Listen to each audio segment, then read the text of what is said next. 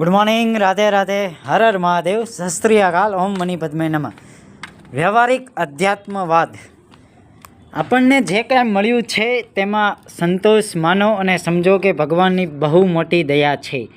એમણે મને આ વસ્તુઓનો અધિકારી બનાવ્યો. આપણે આપણાથી મોટા નહીં પરંતુ નાના માણસો તરફ જવું જોઈએ, તો જ આપણને ખબર પડશે કે આપણા કરતાં પણ ઓછી સુવિધાઓ મેળવીને પણ કેટલાય લોકો જીવન જીવી રહ્યા છે. આપણે તેમના કરતાં વધારે ભાગ્યશાળી છીએ. જો ભગવાન પાસે માંગવું હોય તો એવું માંગો, હે ભગવાન, મને એવી શક્તિ આપો કે હું સુખ દુઃખ બંનેને ધીરજપૂર્વક સ્વીકારી શકું. મને જે કાંઈ મળ્યું છે એમાં સંતોષ માનીને આગળ વધતો રહું. આ રીતે શક્તિની યાચનાથી આપણને આંતરિક શાંતિ પ્રાપ્ત થશે અને પોતાનું રક્ષણ થશે. જો આપણે બધી પ્રકારની યોગ્યતા પ્રાપ્ત કરી ચૂક્યા અને પોતાને ખૂબ શક્તિશાળી, કુશળ અને યોગ્ય સંપન્ન માનવાનો અહંકાર આપણામાં આવી ગયો તો ફરીથી આપણી અંદર એક એક કરીને દુર્ગુણો પ્રવેશશે. આપણી શક્તિનો શ્રેય થશે અને આપણને અશાંત થઈ જઈશું. આવી પરિસ્થિતિથી દૂર રહેવા માટે આપણી અંદર નમ્રતાનો વિકાસ કરવો ખૂબ જ આવશ્યક છે. આ રીતે શાંત રહીને સજ્જનોની પાસે બેસીને એમના ઉપદેશને સહેલાઈથી હૃદયમાં સ્વીકાર કરીશું.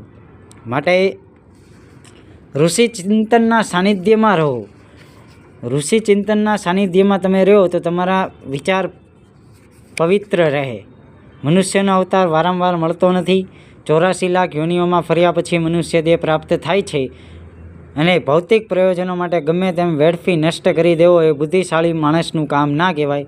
મનુષ્ય જીવનને સફળ બનાવી લેવામાં જ બુદ્ધિમત્તા રહેલી છે. જીવનને સફળ બનાવવા માટે આત્માની ઉન્નતિ હંમેશા માટે પ્રયત્નશીલ રહેવું જોઈએ. જીવનને યજ્ઞરૂપી બનાવી યજ્ઞ ભગવાનના શરણે જઈ આપણા જીવન લક્ષ્યને અવશ્ય પ્રાપ્ત કરી લેવું જોઈએ. જીવન યજ્ઞ છે, માટે એમાં સમસ્ત સંકટોનું એકમાત્ર કારણ છે માનવની દુર્બુદ્ધિ. જે ઉપાય દુર્બુદ્ધિને દૂર કરી સદબુદ્ધિ સ્થપાય તો માનવ કલ્યાણનો અને વિશ્વ શાંતિનો સમાધાનકારક માર્ગ છે.